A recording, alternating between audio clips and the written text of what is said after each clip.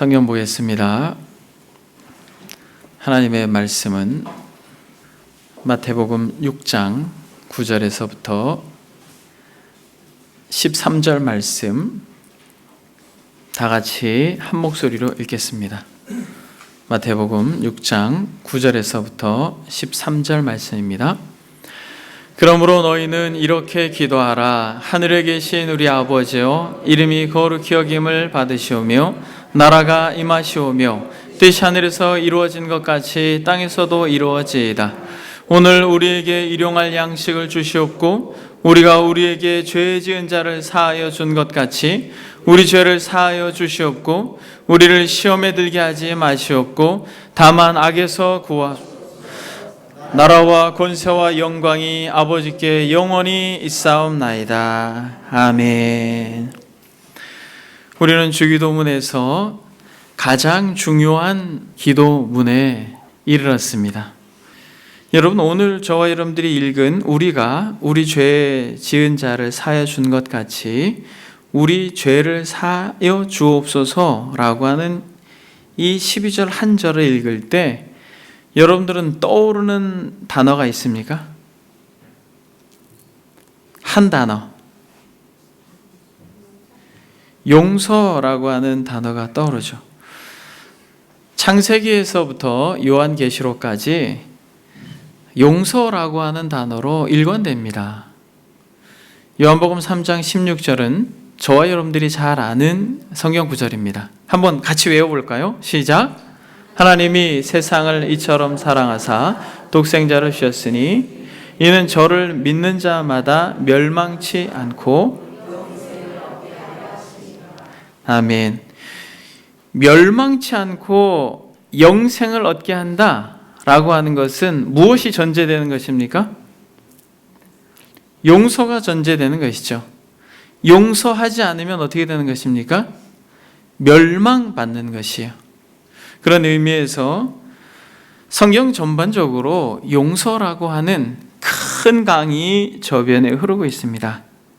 우리가 우리에게 죄 지은 자를 사하여 준 것 같이 우리 죄를 사하여 주시옵고, 그런 의미에서 오늘 본문은 참으로 중요한 본문인 것입니다. 오늘 본문을 저와 여러분들이 잘 이해하게 될 때 우리는 성경의 아주 중요한 주제 하나를 이해하게 되는 것입니다. 그러면서 여러분, 또 이 본문이 중요한 이유는 무엇입니까? 다른 기도문과 좀 다르죠. 어떻게 다릅니까? 하늘에 계신 우리 아버지의 이름이 거룩히 여김을 받기를 원합니다. 아버지의 나라가 임하기를 원합니다. 아버지의 뜻이 이루어지기를 원합니다. 시험에 들지 말게 해주세요. 악에서 건져주세요. 일용할 양식을 주세요. 라고 하는 것은 하나님을 향한 간구요, 우리를 위한 간구이지만은 무엇이 결여되어 있습니까? 이 안에 내포되어 있지만은 유독 오늘 본문만큼은 무엇을 강조하고 있습니까? 관계를 굉장히 중요시 여기고 있어요. 관계성. 우리가 우리에게 죄 지은 자를 사하여 준 것 같이 관계죠. 우리가 우리에게 죄 지은 어떤 이웃과의 관계의 문제와 하나님과의 관계성을 노골적으로 본문에서는 드러내주고 있습니다. 다른 간구와 구별되어지는 것입니다.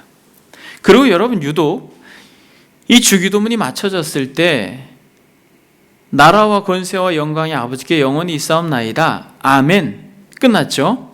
그리고 나서 14절 15절에 보니까 다른 기도문과는 다르게 유독 이 5번째 기도문에 대한 부연 설명이 14절 15절에 있습니다. 한번 읽어볼까요? 너희가 사람의 잘못을 용서하면 너희 하늘 아버지께서도 너희 잘못을 용서하려니와 너희가 사람의 잘못을 용서하지 아니하면 너희 아버지께서도 너희 잘못을 용서하지 아니하시리라. 다른 간구들과는 특별하게 이 주기도문이 맞춰질 당시 바로 이어서 주님께서는 다섯 번째의 간구에 대한 부연 설명을 하고 있다는 것 속에서 우리는 이 오늘 저와 여러분들이 살펴볼 이 용서라고 하는 주제가 이토록 중요하다라고 하는 것입니다. 그리고 여러분, 우리가 지난 시간에 살펴보았던 것처럼 아버지의 이름과 그의 나라와 그의 뜻은 관념적이라고 생각하지만은 이것이 우리의 간구로 내려오면서 일용할 양식은 무엇을 위한 구체적인 기도다라고 말씀드렸습니까? 지난 시간에 하나님의 이름과 영광을 구하는 구체적인 우리의 삶의 기도가 우리의 일용할 양식, 우리의 심장 박동과 우리의 코의 온기를 유지해 주시는 분이 오늘 한날을 살아갈 수 있도록 은혜를 베푸시는 분이 하나님이시다라고 하는 분명한 믿음 가운데 일용할 양식을 공급하시는 육적인 필요를 철저히 공급하시는 분이 하나님이다라고 하는 이해가 있을 때 그는 어떠한 위대한 인물이 되지 않아도 존재론적으로 그 사람은 하나님의 이름과 영광을 위해 살아가는 사람이다라고 지난 시간에 말씀을 드렸습니다. 여러분, 이와 마찬가지로 그 나라, 즉 하나님의 나라가 임하기를 원합니다 라고 하는 간구의 구체적인 기도문이 오늘 기도문이라는 것이에요. 우리가 우리에게 죄 지은 자를 사하여 준 것 같이 우리의 죄를 사하여 주십시오라고 하는 것이 하나님의 나라가 우리의 삶의 현장 가운데 구체적으로 임하게 되어지는 우리의 기도문이라는 것입니다. 다시 말하면 하나님의 나라는 무엇과 맞물려 있다라는 것이에요? 용서와 맞물려 있다라는 것입니다. 일용할 양식은 아버지의 이름과 그의 영광을 드러내는 실질적인 기도며 일용할 용서는 아버지의 나라의 실질적인 현장을 임하게 하는 기도문이라는 것이에요. 그래서 하나님의 나라는 먹는 것과 마시는 것이 아니요 오직 성령 안에서 의와 평강과 희락이라. 바울이 로마서에서 이야기합니다. 하나님의 나라는 의와 평강과 희락이라. 여러분, 의는 무엇입니까?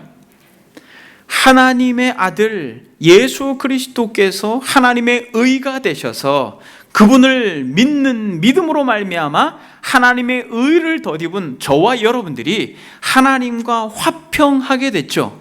무엇에 근거해서? 그 예수 그리스도의 의로 인한 용서로 말미암아 하나님과 화평을 누리게 됐습니다. 그것이 무엇이에요? 하나님의 나라의 도래입니다. 그 하나님의 나라를 경험한 사람들은 의와 평강과 희락이라 라고 말하면서 참된 그리스도인의 용서의 삶으로 인하여 진정한 평강과 희락이 우리의 삶의 현장 가운데 열매 맺게 된다는 것입니다. 그러므로 사랑하는 여러분, 하나님의 나라를 누리고 하나님의 나라가 여러분들의 삶 가운데 경험되어지길 원한다면 우리에게 용서라고 하는 능력이 삶 가운데 임해야 될 줄 믿습니다. 용서를 구하고 용서를 하는 삶, 용서를 하며 용서를 구하는 삶, 여러분, 이것은 하나님의 나라의 구체적인 실현을 드러내고 있는 것입니다. 용서는 천국 백성의 특징입니다. 하나님의 나라는 용서로 이루어집니다. 사랑하는 여러분, 동의하십니까? 하나님의 나라가 용서로 이루어진다라고 하는 것이 저와 여러분들에게 오늘 본문에서 말하고 있는 아주 중요한 메시지입니다. 그럼 여러분, 저는 크게 두 가지로 하나님의 나라가 용서와 어떠한 연관성 속에서 임하는지를 살펴보기 원합니다. 첫 번째는 용서를 날마다 구함으로 인하여 하나님의 나라가 임하게 됩니다. 한번 따라해 봅시다. 용서를 날마다 구함으로 하나님의 나라가 임하게 됩니다. 여러분, 용서를 구하는 자, 그것은 하나님의 나라의 백성이요 하나님의 나라의 특권을 누리는 자들입니다. 여러분들이 이렇게 질문할 수 있어요. 목사님, 우리는 용서받은 자들인데 왜 용서를 구해야 됩니까? 혹시 여러분들이 그렇게 질문할 수 있습니다. 어떻게 생각하세요? 저와 여러분들은 용서받은 자예요? 아니에요? 저와 여러분들은 예수 그리스도를 믿음으로 말미암아 완전히 죄 사함 받은 자들입니다. 에베소서 1장 7절에 보니까 우리는 그리스도 안에서 그의 은혜의 풍성함을 따라 그의 피로 말미암아 속량 곧 죄 사함을 받았느니라. 아멘. 우리는 예수 그리스도로 말미암아 우리의 모든 죄가 사함 받았습니다. 그리스도의 피는 그러한 능력이 있는 것이에요. 예수 그리스도의 십자가의 능력은 이러한 권세가 있는 것입니다. 어떠한 죄라 할지라도, 주홍같이 붉은 죄라 할지라도, 도무지 상상할 수 없는 죄라 할지라도 그리스도의 보혈은 씻지 못하는 더러운 죄가 없다라는 것입니다. 하나님의 아들의 십자가, 그 십자가의 죽음은 그 죽음을 믿는, 그 보혈을 믿는 모든 자에게 죄 사함의 능력을 허락해 줍니다. 특히 이 죄 사함에는 두 가지가 있다는 것입니다. 우리가 방금 전에 인용한 이 죄 사함은 죄의 본질적인 것을 완전히 사해 주셨다는 것입니다. 하나님과의 관계가 깨어진 자였으나 그리스도의 은혜로 말미암아 하나님의 자녀가 되었다는 선언입니다. 그러나 하나님의 자녀가 되었다 할지라도 우리는 우리의 일상 속에서 짓는 죄로 인하여 우리는 죄 사함을 구하는 자리로 나가야 되는 그러한 존재들이라고 하는 것을 성경은 말하고 있습니다. 요한 1서는 이렇게 고백합니다. 만일 우리가 우리 죄를 자백하면 그는 미쁘시고 의로우사 우리 죄를 사하시며 우리를 모든 불의에서 깨끗하게 하실 것이요. 그렇게 이야기합니다. 사랑하는 여러분, 우리가 완전히 죄 씻음 받았지만은 그러나 우리가 이 땅을 살아가면서 여전히 우리가 죄악에 노출되어지고 죄를 짓는 연약한 자다라는 것을 고백하는 자들에게 하나님께서는 그 죄를 씻으시고 깨끗하게 하신다라고 약속하고 있습니다. 여러분, 이 내용을 우리 주님께서 잘 설명하셨어요. 복음서에 보게 되면 주님께서 6월절이 가까워오자 제자들의 발을 씻기는 장면이 등장합니다. 요한복음 13장에 그래서 우리 주님께서 저녁을 잡수실 때에 겉옷을 벗으시고 다시 허리에 수건을 동이신 다음에 무릎을 꿇고 머리를 조아려 제자들의 발을 씻기려고 합니다. 그때 누가 등장합니까? 누가 등장해요? 이 베드로는 등장하기를 좋아해요. 나서기를 좋아해요. 베드로가 딱 등장하면서 어떻게 주님께서 제 발을 씻으시려고 합니까? 제 발을 절대 씻지 못하십니다. 이렇게 이야기해요. 멋지죠? 예수님께서 대답합니다. 굉장히 예의가 있는 것처럼 보여요. 그렇죠? 주님께서 말씀하십니다. 내가 너를 씻어주지 아니하면 너와 나는 상관이 없다. 이렇게 말합니다. 그러니까 베드로가 그 말을 듣자 또 어떻게 이야기합니까? 주님, 제 발만 씻겨주지 마시고 손도 씻겨주시고 머리도 씻겨주세요. 이렇게 이야기합니다. 아니 목욕까지 씻겨주세요. 이렇게. 그래서 주님께서 뭐라고 말씀하십니까? 목욕한 자는 발밖에 씻을 필요가 없느니라. 온 몸이 깨끗하니라. 여러분, 당시 팔레스틴 지역에서 예수님 당시의 사람들은 그들이 신고 다녔던 신발이 샌들 같은 거예요. 그러니까 그들은 쉽게 먼지에 노출되어지는 것입니다. 발이 더러워지는 것이죠. 그래서 집집마다 물 항아리가 있어서 발을 씻는 것이 그들의 문화였다고 합니다. 그러니까 발 씻는 것은 그들에게 무엇이었어요? 일상이었습니다. 일상. 매일의 삶이었다라는 것이에요. 발을 씻는 것과 같이 우리의 일상 속에서 하나님의 백성처럼 살지 못하고 하나님의 자녀처럼 말하지 못하고 하나님의 자녀처럼 살지 못한 연약함들을 우리는 날마다 씻어야 됩니다. 여러분, 혹시 여러분들 가운데 양치 안 하고 세수 안 하고 그렇게 침상으로 들어가는 분이 계십니까? 몇 분 계신 것 같아요? 피곤하고 힘들면 그럴 수 있죠. 저도 가끔 너무 지쳐서 그저 침대에 몸을 탁 던지면 눈 떠보면 다음날 아침일 때가 있어요. 근데 여러분, 그것이 상습적이 되면 어때요? 지저분해집니다. 충치가 생기고 쉽게 감기에 걸려요. 사랑하는 여러분, 우리의 육체를 매일 씻는다라는 것은 우리의 영혼도 매일 씻어야 되는 거예요, 여러분. 여러분, 우리가 일용할 양식을 먹는 것처럼 여러분, 우리는 일용할 용서를 구해야 되는 것입니다. 오늘 이 시간부터 여러분들이 잠자리에 들기 전에 정말 정직하게 여러분들의 내면을 돌아보면서 그날에 더러워진 여러분들의 영혼을 씻을 수 있는 천국 백성이 되기를 소망합니다. 여러분, 이것이 그리스도인들이 누리는 특권이에요. 용서를 구할 수 있는 것, 또 용서를 할 수 있는 것, 여러분, 이것은 그리스도인들에게 있어서 특권입니다. 우리는 하나님 앞에 우리의 하나님의 백성답지 못한 삶으로 인하여 더럽혀진 영혼을 가지고 나아가서 기도할 때 우리는 거기서 무엇을 발견합니까? 하나님께서 우리를 끊임없이 용서해 주시는 그 자비와 긍휼 가운데에서 매일같이 확신하는 바, 나는 예수 그리스도 안에서 죄 사함 받은 하나님의 백성이다 라고 하는 것을 여러분, 우리는 회개를 통해서 거듭 경험하게 되는 것입니다. 여러분, 윌리엄 핸드릭슨이라고 하는 탁월한 주석가가 있습니다. 그의 마태복음 주석에서는 이렇게 예를 듭니다.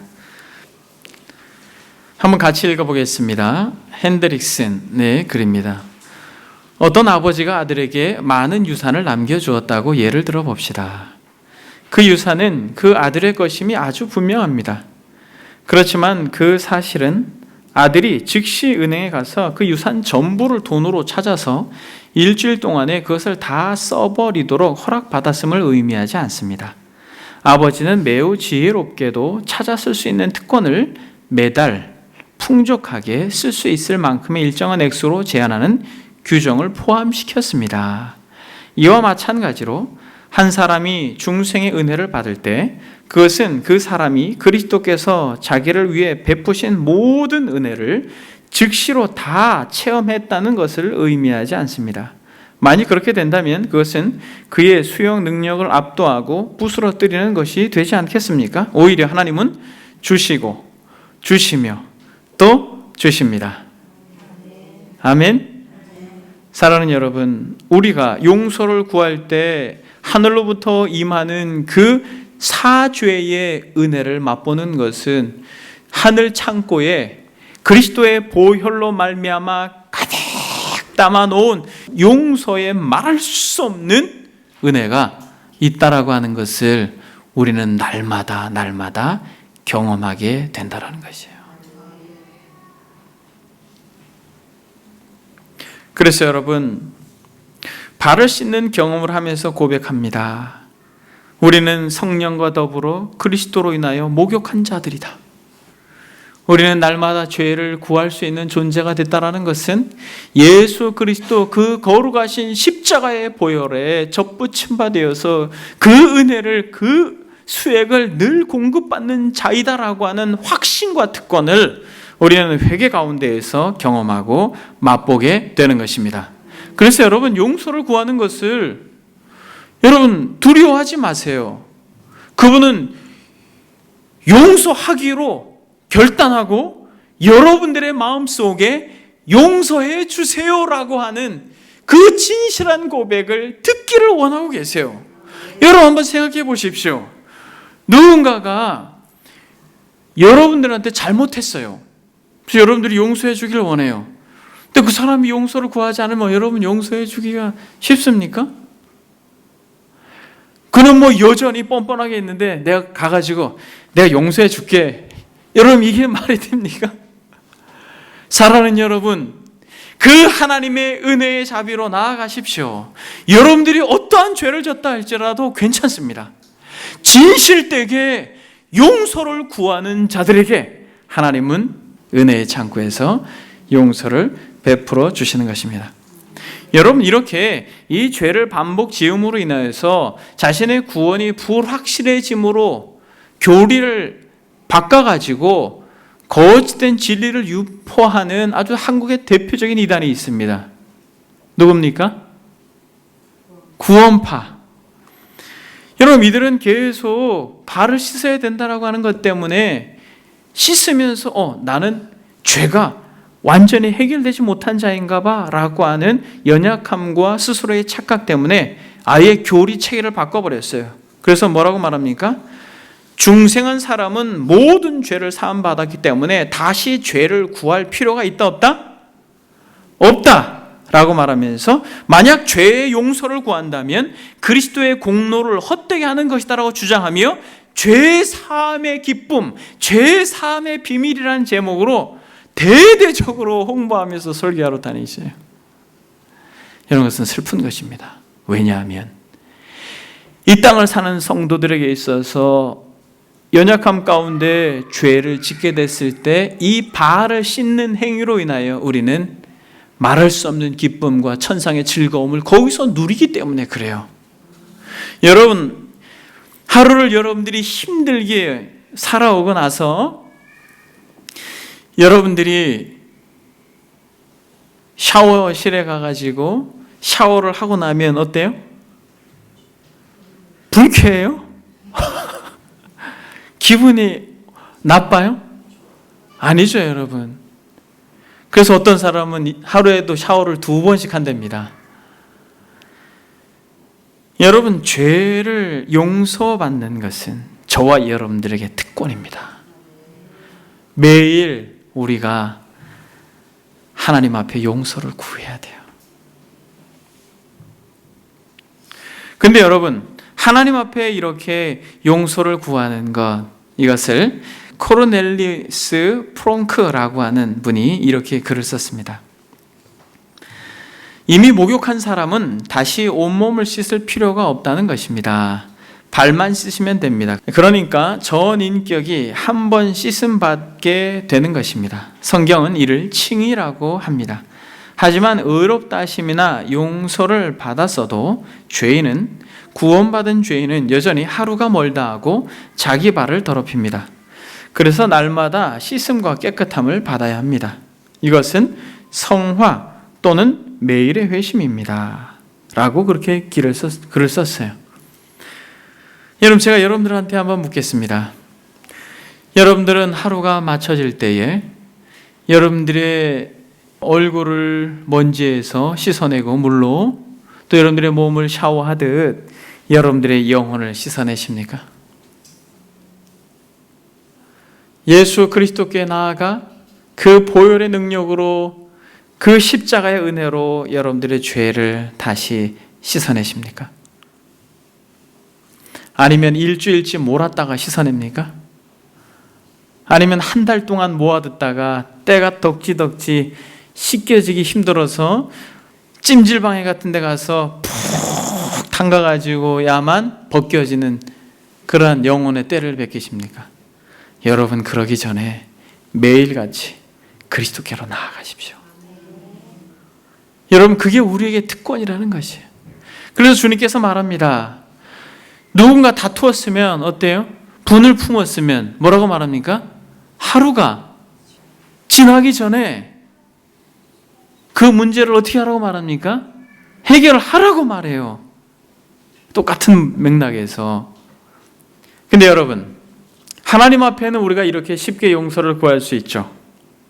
그런데 여러분, 사람들에게도 이래야 된다는 거 여러분 알고 계십니까? 사람에게. 하나님의 나라는 관념에 있지 않습니다. 하나님의 나라는 우리의 삶 속에 실제적으로 있어요. 하나님께 용서를 구하듯 저와 여러분들은 사람에게 용서를 구해야 됩니다. 하나님께서 우리의 죄를 사해 주셨다고 해서 사람에게 용서를 구하는 걸 게을리한다면 그것은 성경이 말하는 균형 잡힌 신앙인이 아닌 것입니다. 여러분, 용서를 구하는 게 쉬워요, 어려워요? 용서를 구하는가? 여러분들이 잘못했다고 생각할 때 용서해 주세요, 미안합니다 말하는 게 쉬워요, 어려워요? 여러분, 저와 여러분들은 이 멋진 말을 우리의 삶 속에서 진심으로 담아 쉽게 할 수 있는 용기가 있기를 바랍니다. 미안합니다, 용서해 주세요. 여러분, 남편이 아내한테 잘못한 게 있으면 여보 미안해, 용서해 줘. 동일하게 아내가 남편한테 여보 미안해, 용서해 줘. 부모가 자녀한테, 자녀가 부모한테 용서해 달라고 말하는 것, 여러분, 이것은 참으로 멋진 인생인 것입니다. 교우도 마찬가지예요. 교우끼리 용서해 주세요. D.L. 무디라고 하는 탁월한 복음 전도자가 있습니다. 대양을 건너다니면서 전도했던 아주 훌륭한 설교자예요. 전도자입니다. 그의 전기를 연구하던 사람들이 참 감동적이었던 것은 자녀들에게 화를 낸 것에 대하여 용서를 구하는 모습, 이런 모습이 쉽게 발견되어지는 것입니다. 그의 전기 속에서. 그래서 존 스토트라고 하는 학자가 무디 전기를 읽는 중에 감명받은 부분을 그의 저서에서 기록해 내왔습니다. 한 번은 한 신학생이 설교를 하고 있는 이 무디를 방해한 것이에요. 그래서 무디가 짜증을 내면서 날카롭게 쏘아붙였습니다. 설교가 끝나갈 무렵에 어떤 일이 일어났는지를 여러분 한번 주보를 한번 보겠습니다. 존 스토트 너의 죄를 고백하라 중에서 있는 글입니다. 밑에 부분에 보게 되면 설교가 끝부분에 이를 즈음에 그는 잠시 멈추더니 이렇게 말했다. 여러분, 이 모임을 시작할 때 제가 큰 실수를 한 것에 대해 여러분들 앞에서 고백하고 싶습니다. 저는 저기 아래에 있는 제 형제에게 바보 같은 대답을 했습니다. 그리고 어떤 일이 있었는지 사람들이 눈치채기도 전에 이 세상에서 가장 유명한 전도자가 연단을 내려와 중요하지도 않은 익명의 청년에게로 달려가 그의 손을 잡았다. 다른 참석자가 말했듯이 철인 같은 그 사람이 이 땅의 말 중에서 가장 힘든 미안합니다 라는 말에 통달해 있음을 보여주었다. 다른 누군가는 이를 내가 본 무디가 한 일 중에 최고의 일이라고 불렀다라고 고백합니다. 여러분, 이 무디가 한 일이 어마어마하거든요. 이 기독교 역사가 기억하고 있는 최고의 전도자입니다. 그런데 그의 전기를 써내려간 사람들이, 또 그의 일생을 관찰한 사람들이 그에게서 가장 탁월했던, 가장 훌륭한 일이라는 게 뭐라는 것이에요? 내가 본 무디가 한 일 중 최고의 일이 무엇이에요? 철인 같은 그가 이 땅의 말 중에 가장 하기 힘든 말, 미안합니다, 용서해 주세요. 사랑하는 여러분, 여러분들이 하나님께 용서를 구하는 것을 넘어서 여러분들의 남편과 여러분들의 아내와 여러분들의 자녀들과 여러분들의 동료들에게 진실하게 미안해, 용서해 줄 수 있겠니? 라고 말할 때 여러분 자유해지는 거예요. 관계가 회복되어지는 것이에요. 하나님의 나라는 용서를 구하는 자들에게 임합니다. 그리고 여러분 두 번째로 용서를 하는 것이 하나님의 나라를 경험하는 것이에요. 여러분, 우리가 우리에게 죄 지은 자를 사하여 준 것 같이 우리의 죄를 사하여 주옵소서라고 말할 때 먼저는 우리의 죄를 사해 달라고 그렇게 기도를 했죠. 그리고 또 이 기도문 가운데는 우리가 우리의 죄 지은 자를 사해 준 것 같이 라고 말한 것처럼 우리가 우리에게 죄 지은 자를 용서하였습니다. 우리의 죄를 용서해 주세요 라고 이야기합니다. 진짜 하나님의 나라를 누리는 사람들은 용서의 사람입니다. 여러분들이 얼굴이 갑자기 몇 분이 굳어져요? 이렇게 저한테 반문을 하고 싶은 것 같아요.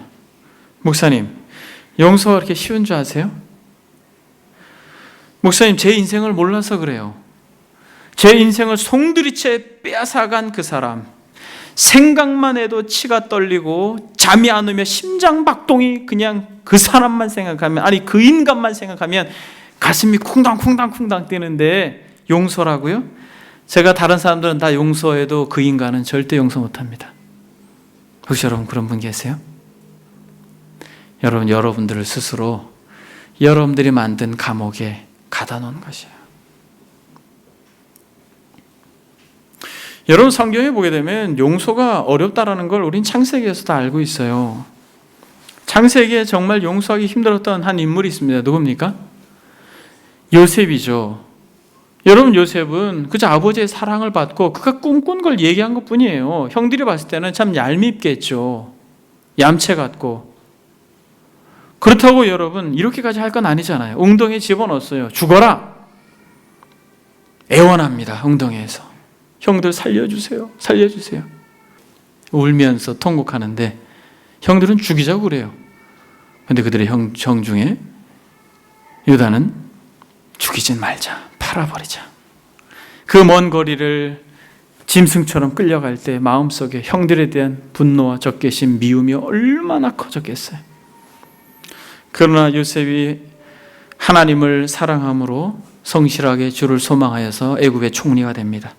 여러분 총리가 되었음에도 불구하고 요셉은 여러분 용서하지 못했습니다. 가나안의 기근이 있어서 애굽에 찾아왔던 형들을 볼 때 여러분 자기가 요셉이라고 말하지 않습니다. 그러나 아버지를 사랑하고 자신의 친아들 친동생 베냐민을 사랑하는 모습을 보면서 마음이 녹아지죠. 그때 용서해요.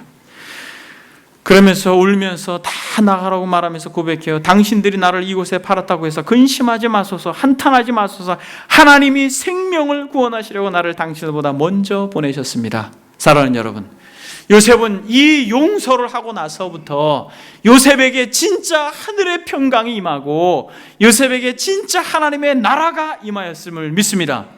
여러분들이 지금까지 신앙생활을 잘하고 하나님의 은혜를 간헐적으로 받았다면 여러분 만약 여러분들이 막혀있는 관계, 이 용서하지 못해서 어그러진 관계, 이것을 예수 그리스도의 그 보혈의 능력으로 말미암아 여러분들이 용서를 한다면 여러분들은 전에 경험하지 못했던 자유와 전에 경험하지 못했던 기쁨과 전에 경험하지 못했던 말할 수 없는 하나님의 은혜를 여러분들의 삶 속에 누리게 될 것이에요. 여러분 하나님의 백성을 향해서 하나님은 정말 그런 마음을 가지고 있어요. 용서해 주렴. 왜? 너를 위해서야. 너 왜 스스로 네가 만들어 놓은 과거의 감옥에 갇혀서 괴로워하니 힘들어하니 자유로워져야 되지 않아? 용서하렴. 내가 너를 용서하지 않았니? 당신들이 나를 이곳에 팔았다고 해서 근심하지 마소서, 한탄하지 마소서. 요셉이 용서할 수 있는 키는 무엇이에요? 하나님께서 그 고통 가운데에도 같이 계셨다는 거예요. 여러분들의 지난날의 과거, 죽고 싶었던 과거, 용서하지 못하는 그 과거, 그 아픔의 순간에도 사랑하는 여러분, 하나님이 거기에 같이 계셨다고 하는 것을 요셉이 깨닫고 하나님으로 인하여 용서할 수 있었습니다. 저와 여러분들이 용서의 사람이 되길 바랍니다. 우리가 우리에게 죄진 자를 사하여 준 것 같이 우리를 사하여 주옵소서. 여러분 이 본문을 많은 사람들이 오해합니다. 마치 조건문으로 생각해요. 하나님, 우리가 우리에게 죄진 자를 용서해 줄 테니까 저를 용서해 주세요 라고 말하는 게 아니에요. 이것은 하나님께서 우리에게 용서하신 그 용서의 힘으로 우리도 죄 지은 자를 용서하겠습니다. 하오니 우리를 용서해 주십시오 라고 말하는 거예요.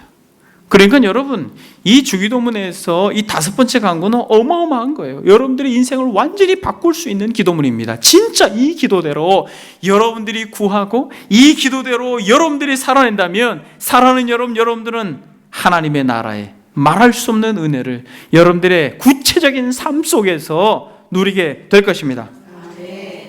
그래서 여러분 존 오웬이라고 하는 청교도 목사는 이렇게 말합니다. 우리가 다른 사람을 용서하는 것으로 우리 자신을 용서하는 결과를 얻지는 못할 것이다. 그러나 우리가 다른 사람의 죄를 용서하지 않는 것은 우리 자신도 용서받지 못했다는 사실을 입증해 준다. 무슨 말이에요? 우리가 용서함으로써 하나님께서 우리를 용서하는 것은 아닙니다. 그러나 우리가 다른 사람들을 용서하는 것을 보아서는 우리가 하나님께 용서받은 자인 것이 분명합니다 라고 말하는 것이에요. 그러니까 여러분들이 용서할 때에 여러분들은 용서하는 여러분들이 진짜 하나님의 백성이라고 하는 것을 그 용서로 말미암아 선포하게 된다는 것입니다. 거꾸로 말하면 뭐예요? 용서하지 않으면 용서받지 않은 자라는 거지. 여러분, 여기서 우리가 우리의 죄 지은 자를 사하여 준 것 같이 라고 말할 때 이 죄라고 하는 단어가 어떤 의미인지 아십니까? 헬라어로 오페이 레마타라고 하는 단어인데 이것은 빚이라고 하는 것이에요. 그리고 다르게 말하면 부채들이라고 말하는 것이에요. 그러니까 우리가 우리에게 빚을 진 자들을 용서해 준 것처럼 우리의 빚도 용서해 주세요 라고 말하는 거지. 지금 이 마태복음의 독자들은 누구예요? 유대인들이죠. 유대인들에게 있어서 이 죄라고 하는 것은 구약시대부터 부채, 빚으로 생각을 했어요. 이 개념이 익숙합니다.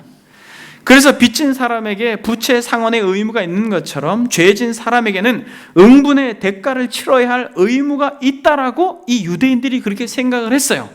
그래서 마태가 이 마태복음을 기록할 때에 이 죄를 부채와 연결해서 말씀하고 있는 부분이 있습니다. 특별히 오늘 본문 용서와 관련해서는 마태복음 18장을 한번 찾아보겠습니다. 마태복음 18장 21절을 보니까 베드로가 나와서 이렇게 말합니다. 주여, 형제가 내게 죄를 범하면 몇 번 용서하면 됩니까? 7번 용서하면 됩니까? 여러분 많이 들었던 본문이죠. 주님께서 이렇게 말합니다. 7번뿐 아니라 7번을 70번까지라도 용서해라. 그러면서 한 비유를 듭니다. 어떤 임금과 종들이 결산을 하는데 10,000달란트 빚진 자를 하나 데리고 와가지고 갚을 것이 없어서 주인 앞에 서 있는데 몸과 아내와 자식들과 모든 소유를 다 팔아서 갚게 하라고 그렇게 명합니다. 여러분 한번 생각해 보세요. 이런 부채가 있다고 한번 해보세요. 이 종이 가장인가 봐요. 저도 가장입니다만 정말 빚이 많아가지고 살 집도 없고 그 빚 때문에 자녀들이 다 감옥에 가야 된다라고 하는 이런 절망적인 순간에 이 종이 엎드려서 계속 용서를 구해요. 참아주세요. 다 갚겠습니다. 여러분 갚을 수 있어요? 없어요? 갚을 수 없습니다. 근데 갚겠다라는 거예요. 근데 불쌍히 여달라는 것이에요.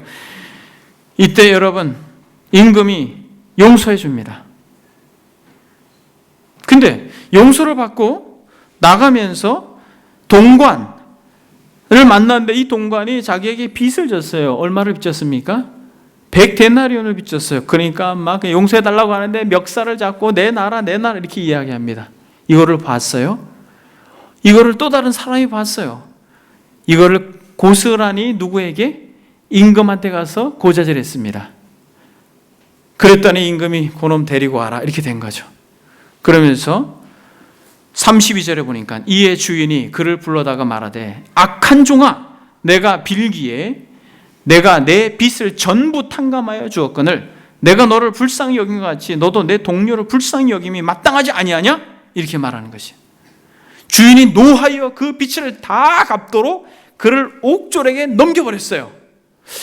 여러분 저는 이 본문을 읽을 때마다 꼭 질문하고 싶은 게 있어요. 여러분 지금 이 10,000달란트를 탕감받은 사람이 10,000달란트를 탕감받았습니까? 못 받았습니까? 받았다가 취소됐죠. 여러분, 이 본문이 바로 주기도문의 5번째 강구와 아주 밀접하게 연관이 있습니다. 여러분들은 스스로 나는 죄 사함 받았어, 나는 10,000달란트 빚진 자가 탕감받은 것처럼 죄와 허물로 죽었던 내가 하나님의 은혜로 예수 그리스도로 말미암아 용서받았어 라고 여러분들이 스스로 생각할 수 있을지는 모르겠습니다만, 여러분들의 삶의 현장에서 구체적으로 100데나리온 빚진 자를 향하여서 멱살을 잡고 그들을 향하여 용서하지 못하는 것은 역으로 무엇을 말하는 것이에요? 용서하지 못하는 여러분들은 용서받지 못했다라는 것입니다. 이게 성경이 말하는 되게 두려운 메시지. 여러분, 한 달란트는 얼마입니까? 한 달란트. 여러분, 이건 단순히 우리가 생각하는 동전 개념이 아니에요. 은 덩어리, 금 덩어리입니다. 달란트라고 하는 게. 구약 시대의 한 달란트는 34kg였어요. 바벨론에서는 60kg이었다고 합니다. 한 달란트가. 신약 시대 헬라 계통에서의 달란트는 20kg이었다는 거예요. 은 한 달란트는 6,000드라크마. 한 드라크마는 노동자 하루 품삯이라는 거예요.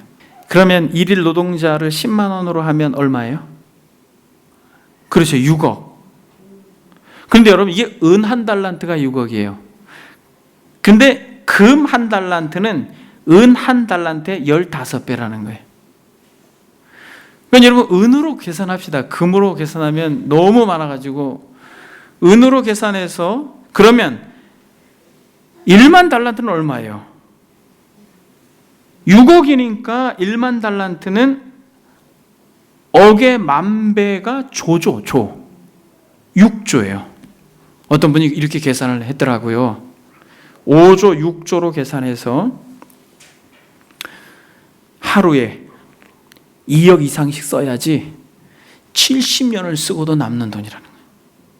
하루에 얼마? 한 달이 아니라, 여러분, 하루에 어떤 시골에 가가지고 집 한 채씩 막 사고 이렇게 70년을 살아도 쓸 수 없는 돈이라는 거예요. 이게 1만 달란트가. 이걸 탕감받았다라는 거예요. 저와 여러분들의 죄가 이렇다라는 것이에요, 여러분. 죄와 허물로 죽었던 우리를 살렸다라고 말할 때, 예수 그리스도께서 우리의 죄를 위해 죽으셨습니다라고 말할 때, 저와 여러분들은 잘 몰라요. 우리 아버지가 얼마나 그 무한한 돈을 은행에 저축해 놓으셨는지 몰라요. 그걸 다 누릴 수 없습니다. 우리는 그걸 매일 누리는 거예요. 핸드릭슨이 말했던 것처럼, 사랑하는 여러분, 그렇게 수없이 많은 죄를 우리가 탕감받아서 기쁘고 즐거운 마음으로 우리가 이 땅을 산다면, 사랑하는 여러분, 그 빛을 탕감받아서 사랑의 빚진 자라면, 여러분, 우리가 어떻게 해야 돼요? 우리가 어떻게 해야 돼요? 용서해야죠. 여러분, 그 은혜를 아는 자는 은혜를 베푸는 자가 되는 것입니다. 사랑하는 여러분, 저와 여러분들이 용서가 어려운 것을 알지만, 그러나 우리의 삶 가운데에서 용서할 때 하나님의 나라가 임할 줄 믿습니다. 한 가지만 적용하고 말씀을 마치겠습니다. 여러분, 용서를 구하고 용서를 하시길 바랍니다. 여러분들의 신앙의 경륜이 아무리 커도 용서와 거리가 멀다면 여러분들은 성숙한 사람들이 아니에요. 오히려 용서하지 못한다면 여러분들은 그리스도인이 아닐 수 있습니다. 그러나 용서를 구하고 용서를 하는 자는 정말 하나님의 은혜를 아는 자요, 하나님의 나라를 누리는 자입니다. 여러분, 어떻게 용서할 수 있을까요? 남편은 아내를 어떻게 용서할 수 있어요? 아내는 남편을 어떻게 용서할 수 있어요? 시간이 지나면서 여러분 보세요. 좀 불쌍해 보이지 않아요? 아니, 불쌍해 보이네. 여러분, 긍휼한 마음이 우리 안에 들면 용서가 돼요. 누가 그렇게 이야기하더라고요. 남편이 어디론가 멀리 가면 근심이 된대요. 근데 혼자 집에 두고 오면 걱정이 된대요. 그래서 집에서 얼굴을 보고 있으면 처음엔 근심 덩어리였다가 다음엔 걱정 덩어리였다가 집에서 얼굴을 이렇게 보고 있으면 뭐겠어요? 왼수 덩어리가 된대요. 그래서 불쌍해가지고 데리고 다니면 뭐가 되는 거예요? 나이가 들면서 그렇게 징징거리면서 따라다녀서 부담 덩어리가 된다고? 여러분, 한번 여러분들이 과거에 매이지 말고 한번 이렇게 보세요. 한번 보세요. 이렇게 과거에 매이지 말고 한번 보세요. 우리 교우들도 한번 보세요. 주님께서 이렇게 말씀하셨습니다. 서로 친절하게 하며 불쌍히 여기며 서로 용서하기를 하나님이 그리스도 안에서 너희를 용서하신 것 같이 하라. 여러분, 불쌍히 여기는 마음이 우리에게 있어야 돼요. 여러분, 긍휼히 여기는 마음이 우리에게 있어야 됩니다. 그래서 여러분, 진짜 용서한 사람은 자꾸 옛날 얘기 끄집어내지 않는데요. 옛날에 그랬잖아. 그렇게 한 말들. 존 트랩이라고 하는 사람이 이렇게 말합니다. 잘못을 기억하고 있는 동안에는 그 잘못을 용서한 것이 아닙니다. 잊지 않는 한 용서한 것이 아닙니다. 그래서 여러분, 과거의 호수로 가서 계속 낚시질 하지 마세요. 좀 서운하면은 10년 전 얘기 끄집어내잖아요. 첫째 임신했을 때 키위 안 사준 거 계속 얘기하고, 새벽 1시에 그걸 어디서 사와? 그래서 여러분, 누가 제일 무섭냐면 남편이나 아내 가운데, 그리고 교우들 가운데 이 히스테리컬한 아내나 남편보다 더 무서운 아내나 남편이 누군지 아세요? 승질 내는 거잖아요. 히스테리는 그냥 막 화내고 전두엽이 문제가 생긴 사람처럼. 그런데 이 히스테리컬한 남편과 아내보다 더 심각한, 정말 더 힘든 사람은 히스토리컬한 사람이래. 과거를 정말 잘 잊지 않고 기억하면서 그때 그랬지? 라고 말하는. 여러분, 이 1만 달란트 빚진 자를 탕감해주는 이 주님의 비유 속에서 마지막에 이렇게 말합니다.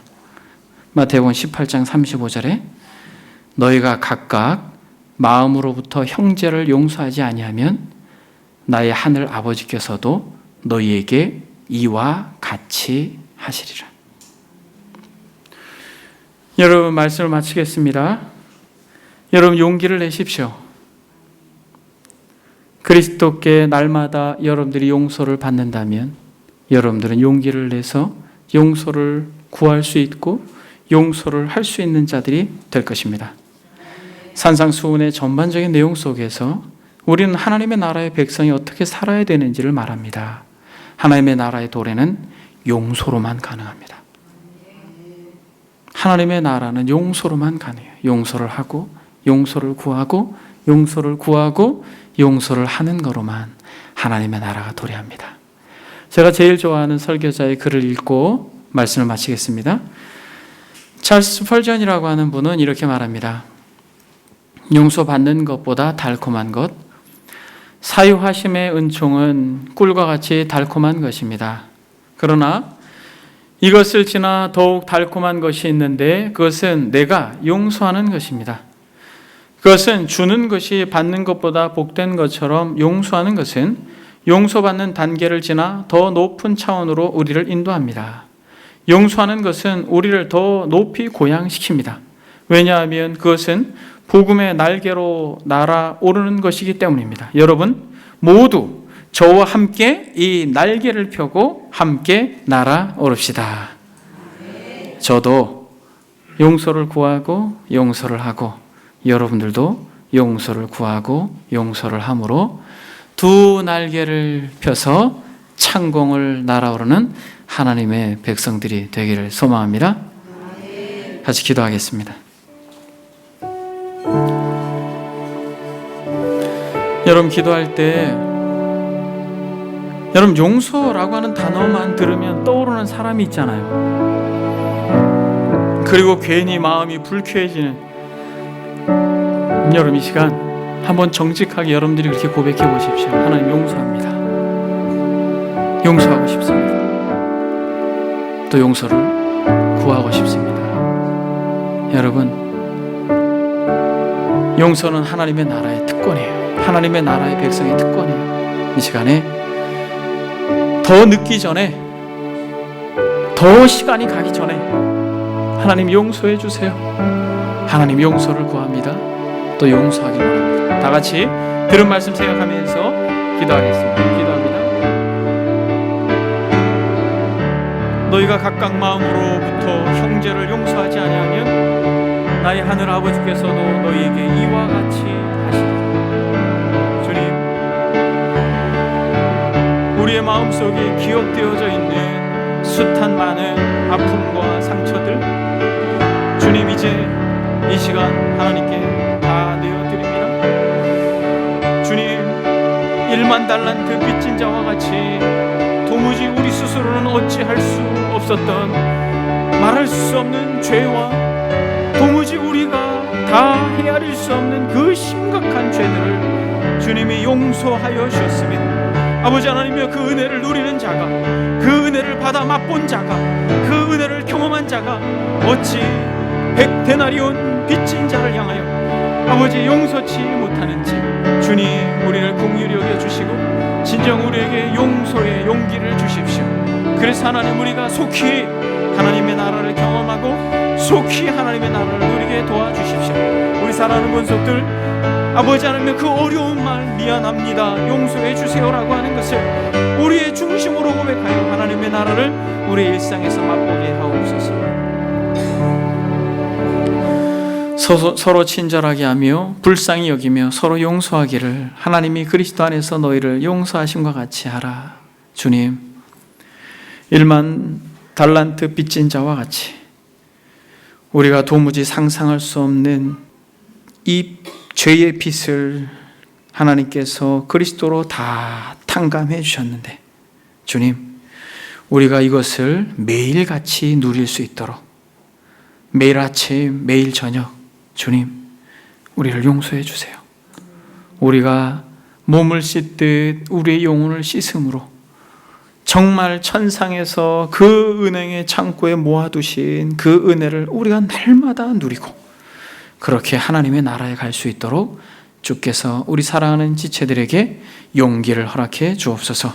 용서를 구하고 용서를 함으로 하나님의 나라가 구체적으로 우리의 삶 가운데 드러나기를 소망하며 살아계신 예수님의 이름으로 기도드립니다. 아멘.